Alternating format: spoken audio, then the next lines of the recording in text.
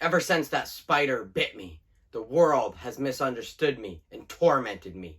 Now it's my turn. I'm going to obliterate you all.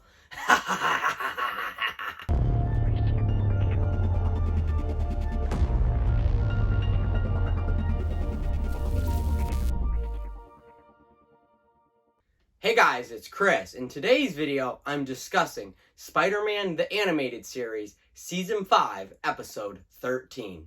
This episode is titled Spider Wars, Chapter 2, Farewell Spider-Man.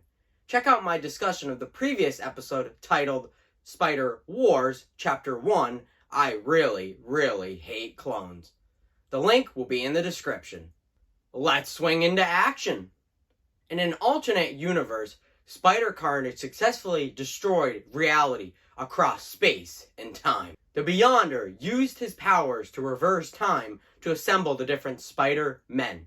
The Spider-Men were successful and the timeline was erased. Spider-Man confronts Spider-Carnage through multiple dimensions before he destroys reality across space and time.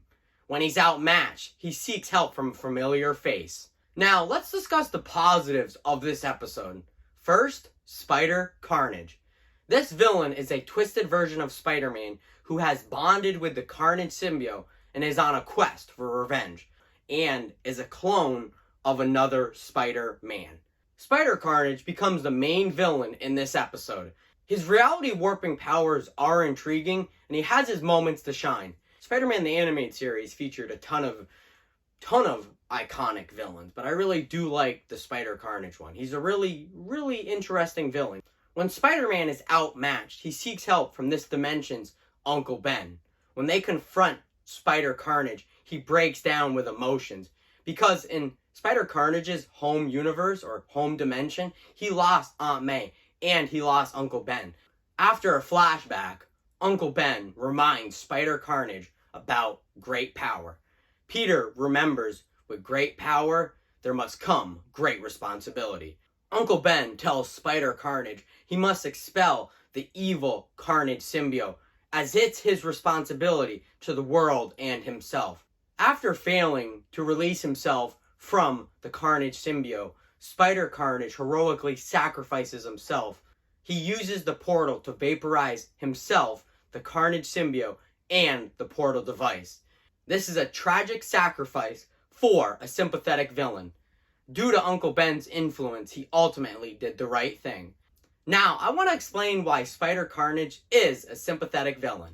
He lost his Uncle Ben and Aunt May. He was tormented his whole life, and he was a clone driven by hatred and jealousy. And it's like, imagine being a clone, thinking that you're the original Peter Parker, and you're not. You're a clone of another Peter Parker. This villain is very sympathetic, and that sacrifice is very tragic. He did the right thing for himself and for others. He figured, okay, I cannot unbind myself from this Carnage Symbiote, so why don't I sacrifice myself heroically to destroy myself and the Carnage Symbiote, and then destroy this device that could detonate a bomb that would destroy all reality across space and time. So yeah, he may have been a villain, but he died a hero. Even if his design is duck-like, he is still a great villain to end the series. Next is the Stan Lee cameo. Let me say, this is so meta. Spider-Man travels to a dimension where he meets his creator, Stan Lee. Spider-Man tells his creator, I like my life. I like myself. I would not want to change anything about me.